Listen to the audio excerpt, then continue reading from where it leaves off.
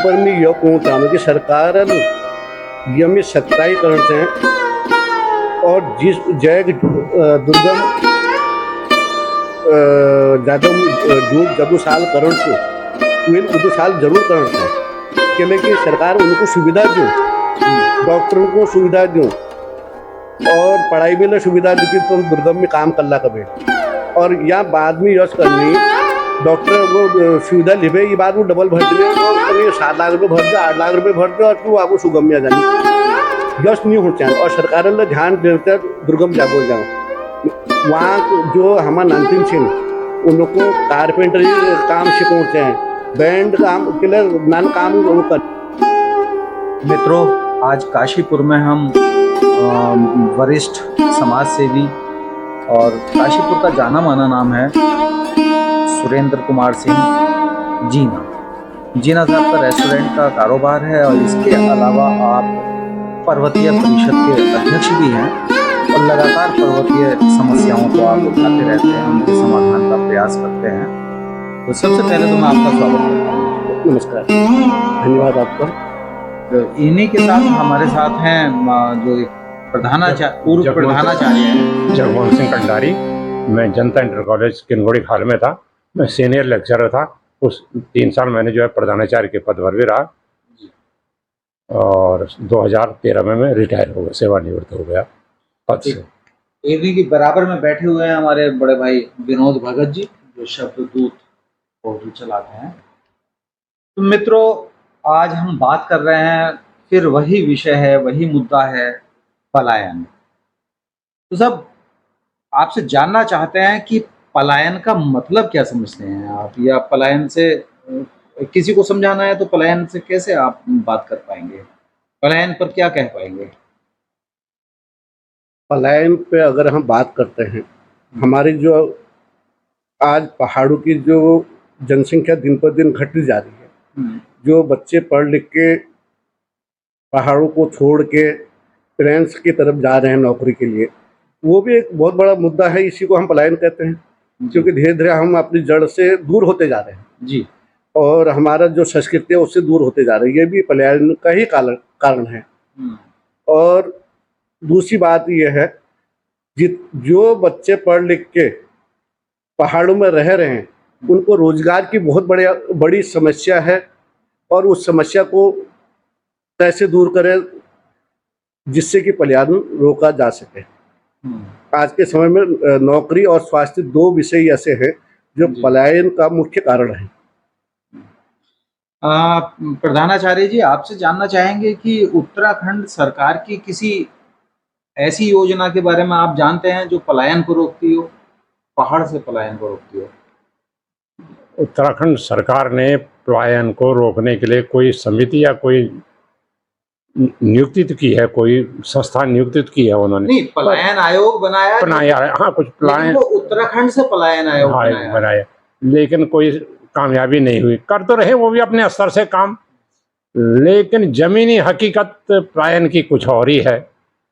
आज पलायन आज से नहीं है। हम जब छोटे छोटे बच्चे थे, नौकरी पेशा करने के लिए सब बाहर ही जाते थे। उस समय बाहर जाने का इतना चलन नहीं था, लेकिन धीरे धीरे जैसे जैसे बाहर जाते थे तो मनी ऑर्डर से पैसा, हाँ, मनी ऑर्डर से पैसा, तो उस समय वैसे जमाना था, वैसे साधन नहीं थी। आज साधन बढ़ गए हैं और अब लोगों ने तो यह जो बाहर नौकरी करने चले वो घर आना भी लोगों ने बंद कर दिया है जी। और पलायन का आज जो है रिवर्स पलायन भी बोल रहे हैं साहब कि रिवर्स पलायन हो रहा है। कुछ कोरोना काल में हुआ रिवर्स पलायन, लेकिन फिर वही स्थिति आ गई। और पलायन का जहाँ तक मुख्य कारण है कि हमारे पहाड़ में लोगों ने अपने खेती करनी छोड़ दी, पशुपालन करना छोड़ दिया, सब नौकरी करना चाहते हैं, घर में मेहनत करना कोई नहीं चाहता है। हम केवल काशीपुर में बैठ करके, दिल्ली में बैठ करके, मेरठ में बैठ कर, लखनऊ में बैठ करके पलायन की बात करते हैं, लेकिन हकीकत में पहाड़ का आदमी कोई इस पलायन का आवाज़ नहीं उठाता। दुख यही है, सब बाहर वाले बोलते हैं, अंदर वाले कोई नहीं बोलते। जीना साहब, आपसे जानना चाहेंगे कि पलायन पहाड़ से हो रहा है, दुर्गम स्थलों से, वो लोग आकर के चाहे काशीपुर में रह जाएं या हरिद्वार देहरादून में रहें या हल्द्वानी में रहें, लेकिन पहाड़ से तो पलायन हो गया, उस पर सरकार की कोई योजना हमें नजर नहीं आई है। सरकार ने जो भी पलायन रोकथाम योजना बनाई है वो उत्तराखंड से पलायन की बात करती है, यानी काशीपुर से भी कोई बाहर जाता है तो उसको भी पलायन मान लिया, और ऊपरी क्षेत्र से कोई जाता है तो उसको भी पलायन मान लिया। मूल समस्या हमारी है पहाड़ से पलायन। तो पहाड़ से पलायन रोकने के लिए यदि सब लोग पलायित हो जाएंगे तो भूता गांव हो रहे हैं, फिर भूता पहाड़ हो जाएगा। क्या ये देश के लिए बड़ी समस्या नहीं है? देखिए, जो पहाड़ में जो लोग पलायन पे अभी शहरों में बस रहे हैं, हम्म, देहरादून है, कोटद्वार है, हल्द्वानी है, काठगोदाम है, जितने भी हमारे पर्वतीय क्षेत्र में नेता लोग हैं या अच्छी नौकरी में हैं या टीचर हैं या गवर्नमेंट जॉब में, उन सब के बच्चे जो है इन जगहों पर पल रहे हैं, यहाँ मकान बना लिए हैं, जी। अपने बच्चों को वो अच्छी शिक्षा देने के नाम पे पलायन कर रहे हैं। हम्म, एक परेशानी सबसे बड़ी ये है, हम पहाड़ों को देखते हैं, हम्म, गांव रोड से 3 किलोमीटर, 4 किलोमीटर, 5 किलोमीटर, आज भी 7-7, 8-8 किलोमीटर दूर हैं।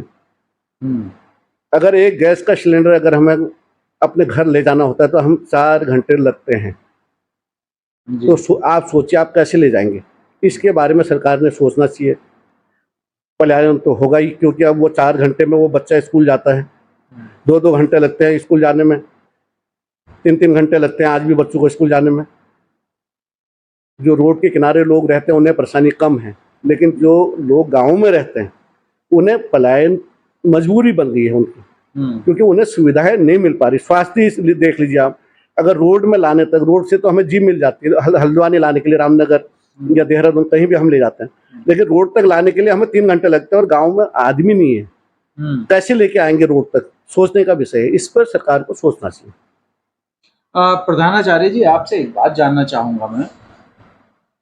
जैसे सुदूरवर्ती क्षेत्र हैं, दुर्गम क्षेत्र हैं, और आपने दुर्गम क्षेत्र में नौकरी भी की है, वहां से पहाड़ी तो पलायन कर रहा है, लेकिन बहुत सारे लोग जो बाहरी हैं वो जाकर के रिसोर्ट बना रहे हैं। इसको किस तरह से बैलेंस करेंगे, कैसे समझेंगे इस बात को? और पहाड़ी उन रेस्टोरेंट में नौकरी कर रहे हैं, रिसोर्ट्स में नौकरी कर रहे हैं। सर जी,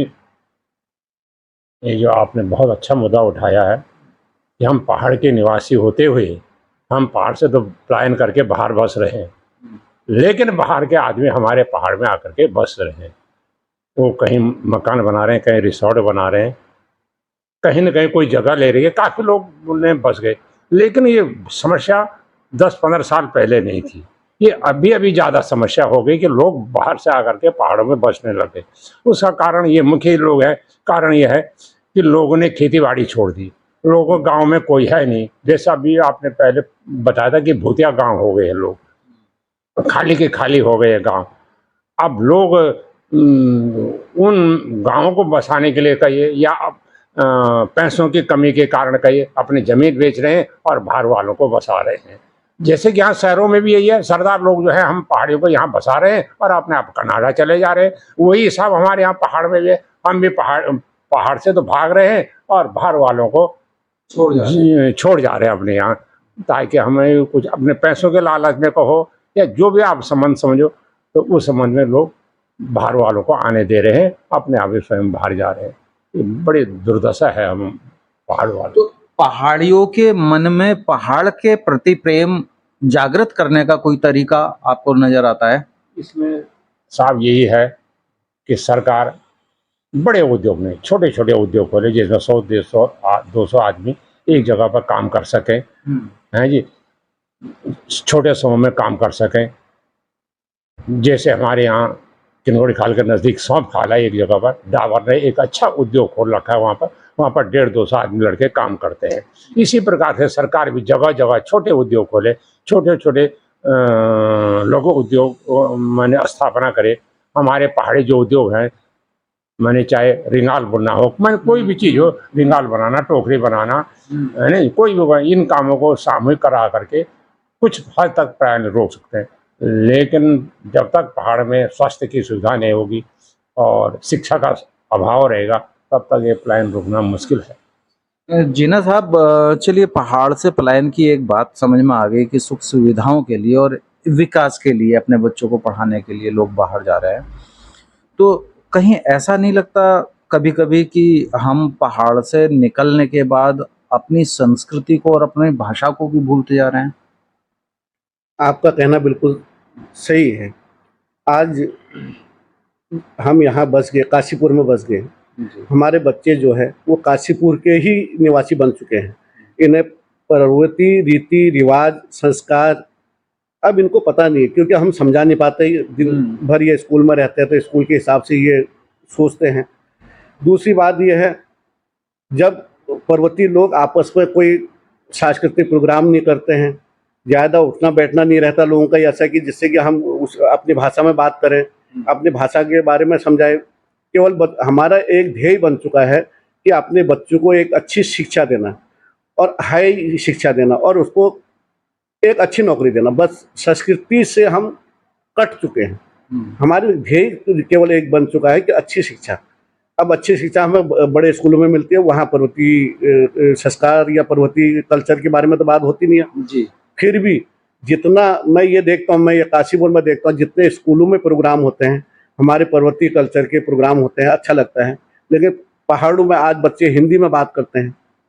और हमारे यहाँ काशीपुर में हमारे बच्चे पर्वतीय भाषा में बात करते हैं। ये सोच के कभी कभी अजीब सा महसूस होता है कि हम कहाँ जा रहे हैं। विनोद भगत जी, मैं तो देखिए, ना गढ़वाली जानता हूँ ना कुमायूनी जानता हूँ, और मुझे ज्ञात हो रहा है कि कुमायूनी भी धीरे धीरे मर रही है और गढ़वाली भी धीरे धीरे मर रही है। आप चूंकि गढ़वाली भी हैं और कुमायूनी भी हैं, सब आप लोग जानते हैं अच्छे तरीके से। ठीक है, उतनी डीपली सब जगह की भाषाएं बदल जाती हैं थोड़ी थोड़ी करके, लेकिन लगभग लगभग एक जैसा रहता है। तो मुझे अच्छा लगेगा कि आप आपसी समस्या को थोड़ा सा या पहाड़ी लोगों से जो लोग पलायन कर रहे हैं उन लोगों को संदेश अपनी भाषा में दें। यह अच्छा लगेगा। सर, मैं सबसे पहले आप से कहूँगा, या विनोद जी आप कोई सवाल पूछना चाहते हैं? नहीं, एजले जब सरकार यहाँ ट्रांसफ़र करें कोयले कर्मचारी, तब उनमें एक चीज़ लिखी रहे कि सुगम बटी दुर्गम। यह एक मतलब यह छो कि सरकार हमेशा ये मान रहे कि पहाड़ दुर्गम छो। आखिर वो सुगम कब हो? सुगम बनाने की जिम्मेदारी क्या छे आखिर? कंडर जी साहब, इस संबंध में मैं तो यही कहूँगा, वही बोलिए, गढ़वाली या हाँ, मैं गढ़वाली में बोलूँगा। हाँ, ये बोलूँ मैं सरकार से भी मेरी यही प्रार्थना रहेगी अपना आपसे कि पहले हमको स्वयं सुधरना है। हम केवल सरकार पर ही निर्भर रहे कि सरकारी जो है सब कुछ हमको करके देगी, कुछ हमको भी अपने पर निर्भर रखना है। सरकार आती है जाती है, जो एक अपना काम करती है जी, लेकिन हम लोगों ने इतनी बुरी गत हो गई है पहाड़ में रहने वालों की कि उनको राशन फ्री मिल रही है और वो खेती करना नहीं चाहते हैं। जो थोड़ा बहुत खेती करते भी हैं वो जानवर उनको नुकसान पहुंचा देते हैं, इसलिए वो बिल्कुल उस तरफ वो ध्यान नहीं है। अब रही हमारी अपनी बोली की, अपनी भाषा की, अपनी संस्कृति की, अब भी पहाड़ों में बोली भाषा संस्कृति जिंदा है, बोलते हैं वो लोग, ऐसी बात नहीं है। अभी हमारे यहाँ तो पांडव नृत्य चलता है खूब, आज भी पांडव नृत्य चलता है खूब, ठीक है, पांडव नृत्य हमारे यहाँ खूब चलता है। तो ये पुरानी संस्कृति है। भैलू खेलते हैं अभी भी, आज के दिन भी हम भैलू खेलते हैं, हमारी बहुत पुरानी संस्कृति है। ऐसा नहीं, रोटना बनाते हैं, अरसे बनाते हैं, मैंने पुरानी चीजें है ना। ये पाथा होता है हमारे यहाँ, इधर नाली बोलते हैं, हमारे यहाँ पाथा बोलते हैं। पाथा का सिस्टम अभी भी है, शेर पाथा का सिस्टम है। नहीं, लेकिन यहाँ पहाड़ से जो लोग महाराष्ट्र चले गए हैं, यूपी चले गए हैं, दूसरी जगह चले गए हैं, लेकिन जो बाहर चले गए वो तो बाहर के ही हो गए साहब। अब हमारे यहाँ के लोग जिनके पास 2 रुपये हुए, 2-4 पैसे हुए, वो भी सब बाहर आ गए। कोई कोटद्वार आ गए, कोई रामनगर आ गए, कोई काशीपुर आ गया, मैंने कोई देहरादून चले गए। चाहे कर्जा लिया चाहे कैसे भी लिया, उन्होंने अपने मकान में 2 पैसे हुए, उन्होंने घर में कोई, घर में तो मजबूर और मजदूर है, बस, इसके अलावा कोई घर में नहीं है। तो विनोद भगत जी ने एक सवाल ये पूछा है कि पहाड़ में जब किसी का ट्रांसफर किया जाता है, सरकारी अधिकारी कर्मचारी का, तो उसको ये मान के किया जाता है कि सजा दी जा रही है, दुर्गम स्थल पर आप इसका ट्रांसफर कर दीजिए। तो उनका कहना है कि इन दुर्गम स्थलों को सुगम कैसे बनाया जाए। और दूसरी बात यह है कि क्या सरकार को दंड की स्थान पर अनिवार्य पोस्टिंग नहीं कर देनी चाहिए कि या तो नौकरी करो या छोड़ के जाओ। बिल्कुल विनोद जी ने जो सवाल कर रहा हो ऊपर में यह कहना चाहूँ कि सरकार यमी सख्ताईकरण से और जिस जय दुर्गम जागम जूट जदू साल करण सो वे उदू साल जरूर करण से के लेकिन सरकार उनको सुविधा दूँ, डॉक्टरों को सुविधा दूँ और पढ़ाई में सुविधा दूँ कि तुम दुर्गम में काम कर ला कभी और या बाद में यश करनी डॉक्टर वो सुविधा लिबे ये बात वो डबल भर देनी वो कहीं 7 लाख रुपये भर दे 8 लाख रुपये भर दे और फिर वो आपको सुगम में आ जानी यश नहीं होना चाहिए। और सरकार ने ध्यान देते दुर्गम जागो जाओ वहाँ जो हमारे नानतीन छिन उनको कारपेंटरी काम सिखाते हैं, बैंड काम के लिए नान काम वो करनी बैंड काम सिखाते हैं, राजमिस्त्री काम सिखाते हैं, पेंटर काम सिखाते हैं, वेल्डिंग का काम सिखाते हैं, गाड़ी ठीक करने काम सिखाते हैं। यह नान काम जब रोजगार अगर हमारे नानतीन कर ला बिहार बेटे आदमी आला ना, लेकिन हम जब वो हमारे नानतीन वहाँ वो रोजगार का करनी तो हम उनको हीन भावना देखो हम इपन का काशपुर होनो और या होटल में काम करनो ये बाद हम पहाड़ जानो हम बड़ रोबल रोनो और वो जो बेचार वहाँ शरीर पर बे वहाँ अपन अंतना का सही पाओ हम बड़ वो देख लो, जबकि वो आप जागम रोना अपन घर में रोना आप रोजगार करना और हमारे संस्कृति में बचे में जाना और वो हम वही ऊपर भी है भी जानो एकदम मतलब हम जो वहाँ वो काम करना हो वो चल जो तैयार है हम बोला ये का पाओ लेकिन अपनी चली ब्याल हम वही जगह करूँ तैयार से जो काशपुर रू दिल्ली रू मुरादाबाद रू मेरठ रू या पहाड़ में बिहार रूनी उनको आप चल दी हूँ तैयार से हम, लेकिन जो पहाड़ में रूनी उनको चल दी हूँ तैयार नहीं वहाँ चल वाल परेशान छी चाल वाल परेशान छी। तो ये में सरकार सोचना चाहिए कि छोट रोजगार छोट काम धंधे उनको सिखाना चाहिए और उन्हें बारे में सोचना चाहिए, उनको सहायता देना चाहिए कि वो आप रोजगार का है इनका बढ़ो और वो रोजगार जब बढ़ रहा जब बिहार बेटी लोग कमाल के लिए हमको जरूरत छू एक अटेजी उठूँ ले कि हम तैयार न तो वी लीजिए हमको आदिम चैनो और हम आदिम को उठालना और हम कौन फिर बिहार बेटी आदिम उन्हें यह तो कोई बात नहीं है कि लेकिन जब बिहार बेटी आदिम उनको हम बलूनू नहीं काम करने लीजिए बलूनू हम वो जबरदस्ती तो नहीं होना है हम ख्याल लगूनू तैयार न तो लेकिन वहाँ आदिम एक नाना ठल लगबे आपको काम चलू न साग नहीं बेचे हो तैयार से हम और दूसरा सब अभी ठुल परेशानी स्वास्थ्य मिले सो सरकार स्वास्थ्य बारे में सोचना चाहिए अरे कोई बीमार है जा सो का दिखाल वहाँ डॉक्टर नहीं थी अस्पताल छी लेकिन डॉक्टर नहीं थी डॉक्टर सब आप घर भेरी यह बारे में सरकार सोचना चाहिए। शिक्षा बारे में सरकार सोचना चाहिए देखो वहाँ जो है शिक्षा चल गो वाला प्राइवेटीकरण होगो वो प्राइवेटीकरण में हर आदमी इतना खर्च नहीं कर सकन तो जो पहाड़ में सरकारी स्कूल छी उन्हें सुविधा को बढ़ाना चाहिए, टीचरों सुविधा बढ़ाना चाहिए, वहाँ सही पढ़ाई होनी चाहिए जैल नानतीन वहाँ पढ़ो स्वास्थ्य हो गई शिक्षा हो गई और ये बात मेन रोजगार हो गई रोजगार मिला हम नन फुल नौकरी तो एकदम मिल नहीं सकन छोट काम ला हम मकान तो बहुत बढ़नी पहाड़ों में लेकिन लेबर सब बिहार छू मिस्त्री ले बिहार छू तो हम क्या करूँ जब हम खुद बोलूँ उनको बिहार बेटी तो फिर हम ये पूर्ण अधिकार लन है कि बिहार बेटियाँ आदि में विडंबना यो छो 5-6 दिन पहले वहाँ एक आदमी काफल बेचने से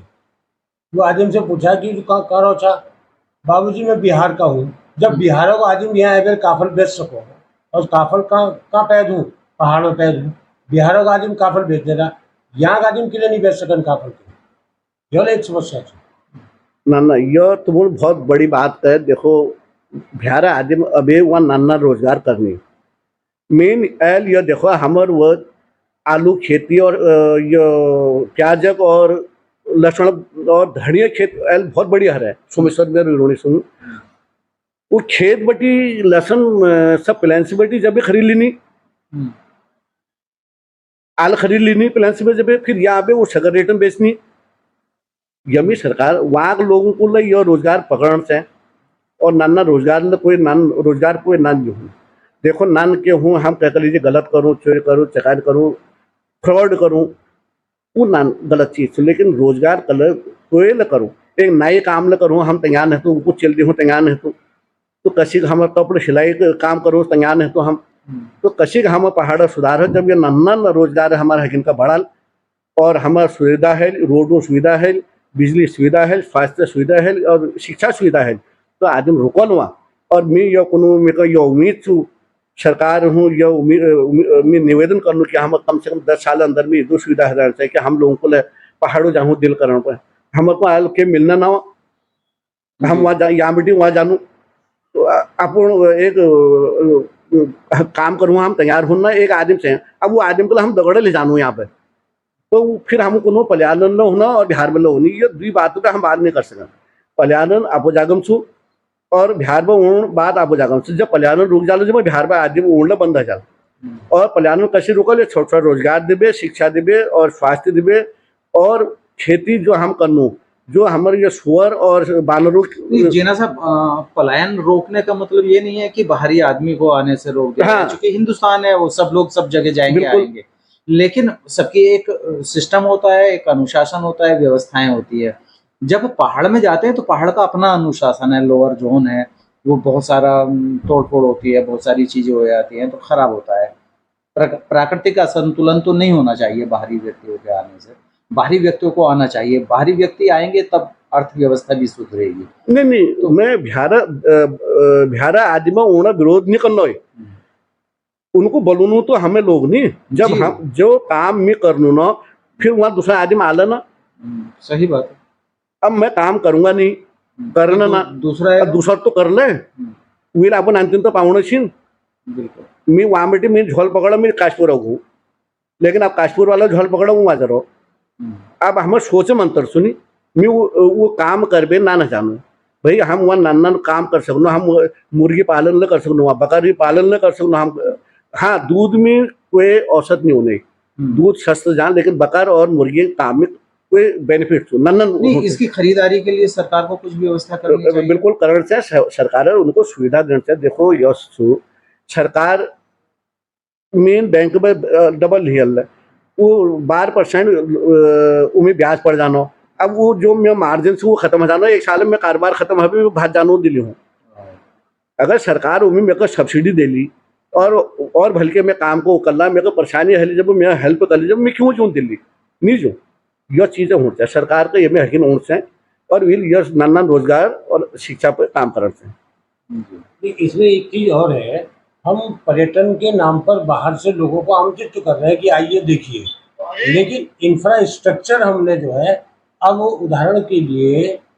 बाबा नीम करोली का आश्रम है अच्छी बात है लोग वहाँ आते हैं आए बहुत बढ़िया बात है धार्मिक पर्यटन को बढ़ावा मिलना चाहिए लेकिन वहाँ पर जब भीड़ की स्थिति होती है तो वहाँ के स्थानीय लोगों के लिए वो समस्या पैदा हो जाती है आपने इंफ्रास्ट्रक्चर तो बनाया नहीं इतने लोगों को आपने बुला लिया अब उनकी व्यवस्था कैसे करेंगे आप क्योंकि सारा जाम लगा रहता है 3-3 4-4 घंटे जाम में आदमी फंसा रहता है वो व्यवस्था कौन करेगा बुला तो आपने लिया ये तो ऐसे ही हुआ कि मैंने अपने घर पर 10 आदमियों को बुला लिया खाने के लिए और खाने की व्यवस्था मेरे पास उनको खिलाने की है नहीं ये तो गलत हुआ ना आप वहाँ पर वो भी तो डेवलप करो कि 4 घंटे 5 घंटे आदमी जाम में फंसा हुआ है इस चीज को कौन सुधारेगा मतलब एक चीज ये देखने में आती है हम लोग एक लंबे अरसे से बात कर रहे हैं अलग बात है कि पहाड़ पे अभी नहीं गए हैं लेकिन बात हम पहाड़ी लोगों से ही कर रहे हैं तो मुझे तो अभी ये जान पड़ रहा है कि पहाड़ी सरकार में और पहाड़ी लोगों में जो तारतम्य होना चाहिए वो अभी तक नहीं बन पाया उत्तराखंड बनने के बाद उत्तराखंड के लिए जो सपने पहाड़ी लोगों ने देखे थे वो सपने साकार होना तो दूर बात अभी आपस में कॉम्बिनेशन भी नहीं बन पाया है दलों में बट के रह गए हैं लोग जो जिम्मेदार लोग हैं तो भले ही अलग अलग दल हो लेकिन सबकी एक उद्देश्य होना चाहिए पहाड़ को संपन्न करना तो मुझे लगता है कि अभी वो नहीं बन पाया इसको आप कैसे मानते हैं ऐसा है कोई भी पार्टी दल होते हैं वो केवल अपने लिए होते हैं भारतीय जनता पार्टी अपने लिए है कांग्रेस अपने लिए है उत्तराखंड क्रांति दल अपने लिए है वो आम पब्लिक के लिए उनको सबको एक साथ जुट के सोचना चाहिए कि हमें क्या करना है पहाड़ के लिए यहाँ पर उनको एक होना चाहिए जी ठीक है, आप वोटिंग में है, जो अच्छा करेगा वो वोट पाएगा, उससे अलग चीज़ है। लेकिन जहाँ पर हमें उत्तराखंड की पलायन की बात कर रहे हैं, वहाँ पर सब दलों को एक साथ आके मिल एक दूसरे पर दोष ना देके अच्छे सुझावों को रख के उसको अच्छे कार्य को आगे करें, तब ये समस्या जल्दी सुलझ पाएंगी। अब कोई दल अगर अच्छा काम कर रहा है तो दूसरा दल उसको उसका विरोधी खड़ा हो जाता है, वो उल्टा ले जाता है। ये चीजें नहीं होनी ये चाहिए। तो देखिए, खराब करेंगे, ये उससे खराब हो जाता है खराब करेंगे। भाई। विरोध जब किसी चीज का होता है वो रुक जाता है। और सरकार ने ये सोचना चाहिए भी यहाँ इतने आज के समय में पहाड़ में आप ये देखिए दिन रात कारें चल रही है। मैं ये देखता हूँ कि हम पहले अगर यहाँ से रानीखेत जाते थे, एक कार रास्ते में नहीं मिलती थी, आज हमें 50 कार हर बैंड पे मिलती है। तो लेकिन उनको सुविधा भी दीजिए आप, जितने लोग हम पहाड़ से आ रहे हैं टूरिस्ट के हिसाब से या बाहर के लोग आ रहे हैं टूरिस्ट के हिसाब से, उनको सुविधा अगर हम देंगे तो इससे भी रोजगार में काफ़ी सुविधा मिलेगी। और इससे जो पर्वतीय लोग हैं उनको एक अच्छा वातावरण मिलेगा और वो पर्वत में ही पहाड़ में ही अपना व्यवसाय को खोलने की कोशिश कर रहे हैं। तो दर्शकों, जैसे कि अभी वार्ता आप सुन रहे थे और दोनों विद्वान लोग हमारे साथ बैठे हुए हैं। पहाड़ की समस्या तो है, बड़ी समस्या है, और पहाड़ की समस्या को समझते भी सभी लोग हैं। उत्तराखंड का प्रत्येक व्यक्ति पहाड़ की समस्या को समझता है, लेकिन अभी अनुभव होता है कि इस समस्या से निजात पाने के लिए इच्छा शक्ति की कमी है और दृढ़ हौसले की कमी है। तो पहाड़ के लोगों को पहाड़ के प्रति रुझान बना रहे, आकर्षण बना रहे, इसके लिए सरकार को भी काम करना होगा और आम व्यक्ति को भी, आम पहाड़ी को भी सोचना होगा कि अपनी जड़ों से कैसे जुड़कर रहा जाए। वो कहीं भी रहे देश में, लेकिन पहले मनी ऑर्डर व्यवस्था होती थी कि वो कहीं भी नौकरी करे, अपने घर पैसा भेजता था, एक चिंता उसको अपने घर की बनी रहती थी। लेकिन आज वो अपने परिवार को लेकर ही बाहर चला गया है, तो अब चिंता उसकी अपने घर के प्रति, पहाड़ के प्रति खत्म हो गई है। क्योंकि परिवार के लोग साथ रह रहे हैं तो अब चिंता किसकी करनी। लेकिन इसके बावजूद देश में विभिन्न संस्कृति होती हैं, विभिन्न भाषाएं होती हैं और विभिन्न स्थानों पर एक विशेषता होती है। इन्हीं सब विशेषताओं को बनाने के लिए पहाड़ से पलायन राष्ट्रीय समस्या जान पड़ती है और राष्ट्र के प्रत्येक व्यक्ति का काम है कि पहाड़ से पलायन को रुकवाया जाए, सरकार को बाधित किया जाए या सरकार को मजबूर किया जाए कि पहाड़ से रोकने के लिए, पलायन रोकने के लिए कोई विशेष कदम उठाए जाएं। उत्तराखंड से पलायन की बात अलग है, लेकिन पहाड़ से पलायन देश के लिए नुकसानदायक है, सैन्य दृष्टि से भी, आर्थिक दृष्टि से भी और सामाजिक दृष्टि से भी। इसी के साथ हम लेते हैं विदा। धन्यवाद।